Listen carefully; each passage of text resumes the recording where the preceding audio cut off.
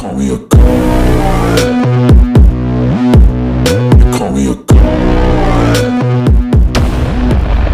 What's going on, folks? I'm back with another one. Wasn't going to do another one tonight, but the rain slowed down a little bit. Hopefully, if it's too much of a nuisance, let me know, and I will redo this, which wouldn't really make any sense. But anyway, if you would, please hit that subscribe button. Throw something down in the comments you want me to react to. If I react to it, then I will name drop you right here. George Carlin, yes. Everyday expressions that's what got me as this title. Is everyday expressions that we probably all do or something. I don't know. Anyway, let's get right to it. Let's do this. Smoke it if you got it.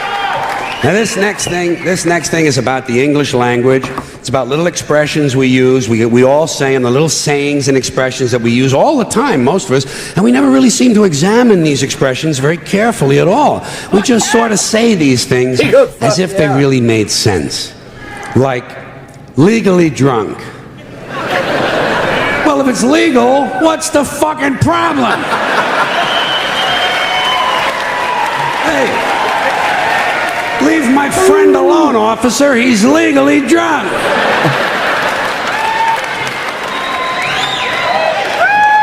You know you can stick it. Well, why do we always assume everyone knows where they can stick it? Suppose you don't know. Suppose you're a new guy. You have absolutely no idea where to stick it. I think there ought to be a government booklet entitled Where to Stick It. Now that I think of it, I believe there is a government booklet like that. Oh. They sent it to you on April 15th. Wow, you know there's got to be copyrights. Wow, he's talking about tax day. I'm telling you where to stick it. April 15th, yeah. It's called IRS tax day. I think there ought to be a government booklet entitled Where to Stick It. Now that I think of it, I believe there is a government booklet like that. They sent it to you on April 15th.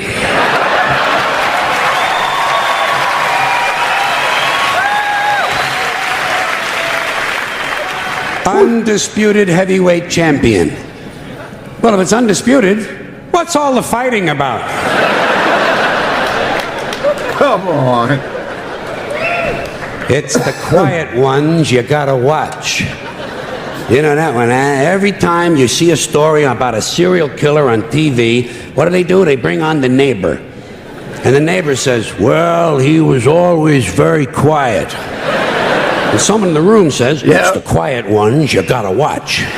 This sounds to me like a very dangerous assumption. I will bet you anything that while you're watching a quiet one, a noisy one will fucking kill you. Suppose you're in a bar and one guy's sitting over on the side reading a book, not bothering anybody. Another guy standing up at the front with a machete, banging it on the bar, saying, I'll kill the next motherfucker who comes in here. Who are you gonna watch? You're goddamn right. That's messed up. Lock him up and throw away the key. This is really stupid. I hate that phrase. Where are you going to throw the key? Right out in front of the jail? His friends will find it. How far can you throw a key? 50, 60 feet the most. Even if you lay it flat on its side like that and you scale it, what do you get? Like an extra 10 feet, tops. This is a stupid idea, needs to be completely rethought. Down the tubes. Hear that one a lot. People say, the country is going down the tubes. What tubes? Have you seen any tubes? Where are these tubes? And where do they go? And how come there's more than one tube? It would seem to me...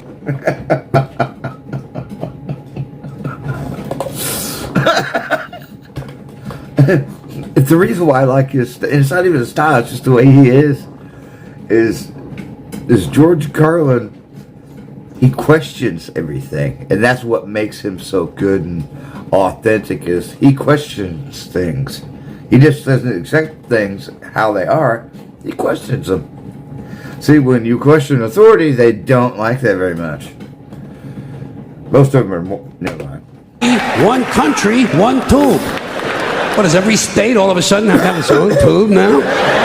One tube is all you need. What, a tube that big? Somebody would have seen it by now. Somebody would have said, hey, Joey, look at the fucking tube.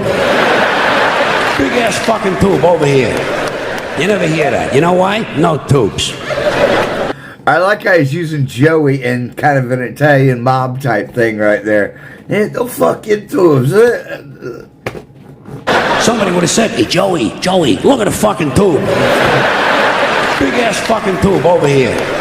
You never hear that. You know why? No tubes.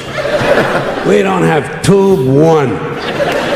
We are essentially tubeless. Takes the cake. You know, say, boy, he really takes the cake. I used to say that. Where do you take a cake? To the movies? You know where I would take a cake? Down to the bakery to see the other cakes. And how come he takes the cake? How come he don't take the pie? Pie is easier to carry than the cake. Easy as pie. Hey, wait. Cake is not too hard to carry either. Piece of cake. The greatest thing since sliced bread. So this is it, huh, folks? I hate that one.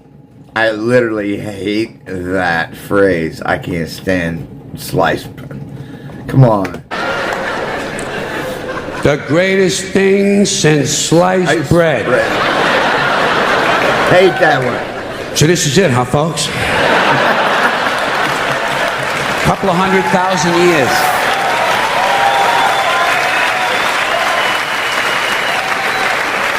The fucking pyramids, for Christ's sakes. Panama Canal, the Great Wall of China. Even a lava lamp. To me is greater than sliced bread. What's so great about sliced bread? You got a knife, you got a loaf of bread, slice the fucking thing!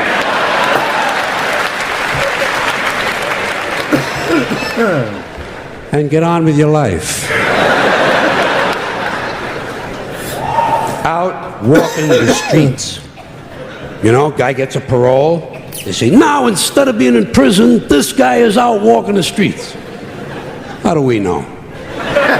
Maybe the guy's home banging the babysitter. Not everybody gets a parole is out walking the fucking streets. A lot of times they steal a car, you know. And we ought to be glad. Thank God he stole a car. At least he's not out walking the streets. Man. Fine and dandy. That's an old-fashioned one, isn't it? Yeah. Say to a guy, how are you? He says, fine and dandy. Not me. I never say that. You know how come? Because I'm never both of those things at the same time. Sometimes I'm fine, not dandy. Close to dandy, approaching dandy, in the vicinity of dandyhood. Not quite fully dandy. Other times, I am indeed highly dandy.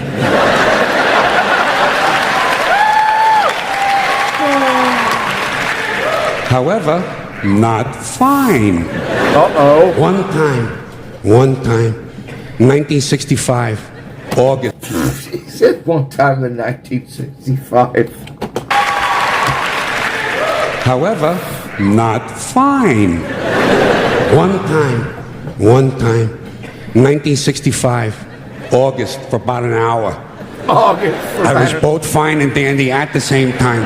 But nobody asked me how I was. And I could have told him. I could have told him.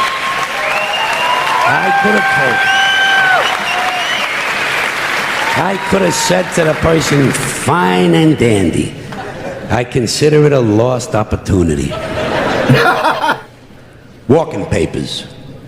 You know, guy gets fired. You say, geez, poor guy.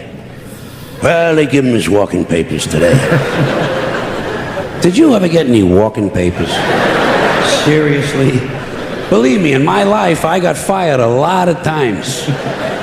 You can tell. Never got any walking papers. Never got a pink slip either. You know what I would get? A guy would come around to my desk and say, get the fuck out of here!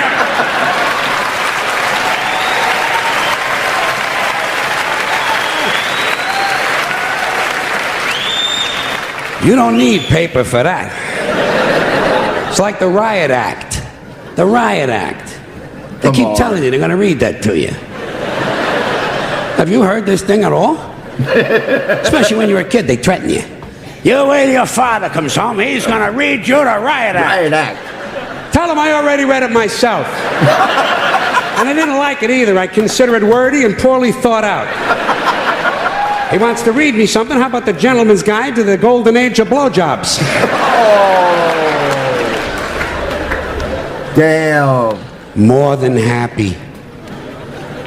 I bet you say that sometimes, don't you? Once in a while, you say to somebody, oh, I'd be more than happy to do that. How can you be more than happy?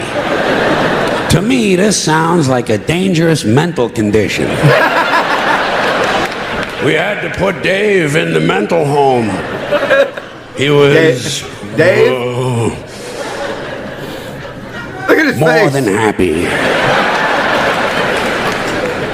One more of these. In your own words.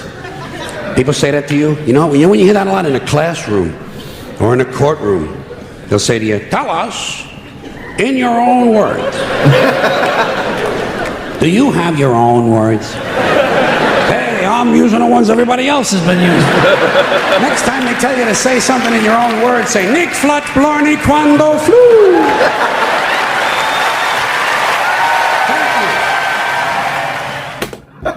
That was good. I'm gonna get this up, get this out. Remember, hug the ones you love, because you never know when you may be able to hug them again. And yes, I'm wearing the same shirt in all the videos because I did them all.